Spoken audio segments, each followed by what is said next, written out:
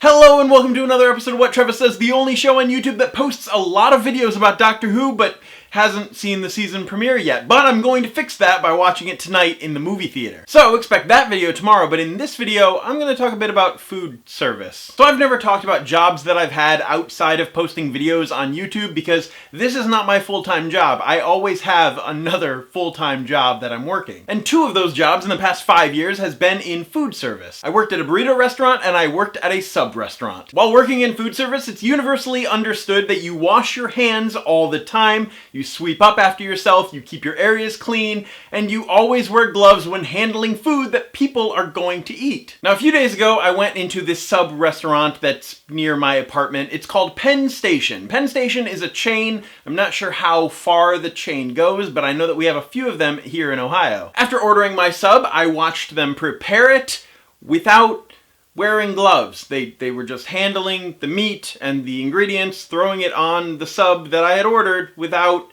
wearing gloves, and it made me uncomfortable because this is something that I'm going to be eating. I don't know where their hands have been. I don't know why were they not wearing gloves? While I was waiting for my food, I decided to check online to see if this was a common occurrence at all Penn stations, or if this was a specific instance and I should speak up about it because I don't think that's right. But apparently that's Penn Station policy, is that they don't have to wear gloves for food that isn't cooked yet, but then once it's cooked, they don't touch it with their hands.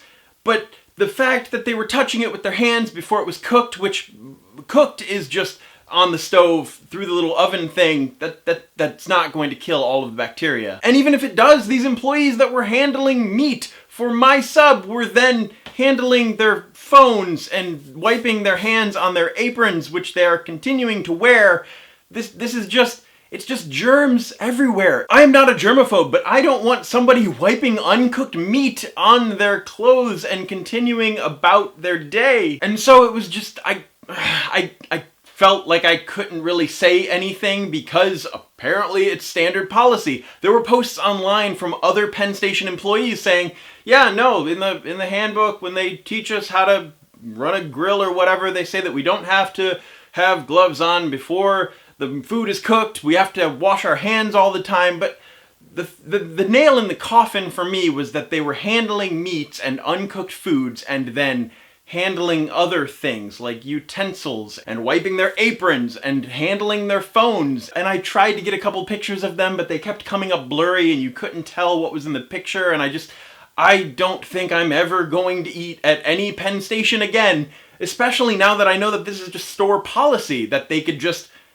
handle uncooked meat without having gloves on. It just seems weird to me. The burrito restaurant that I mentioned working at, this is a big chain burrito restaurant. You probably know which one I'm talking about, especially since they went through an E. coli scare not too long ago, and I worked there during the E. coli scare, and so everyone was on red alert for germs. We would have to wash our hands every 5 minutes, new gloves every 5 minutes. We had to disinfect the entire area. Every night, we would close at 10 and not leave until 2 because we would be disinfecting and bleaching and just wiping down every single surface area to keep the germs from spreading. Even though the E. coli wasn't spread by contact, but from the produce that we were receiving from the distributor. Heads of lettuce and other produce were not cleaned well enough before we received them, and that's what happened. It had nothing to do with our cleanliness. And the sub restaurant that I mentioned working at, I was only there for 2 weeks because while I was working there,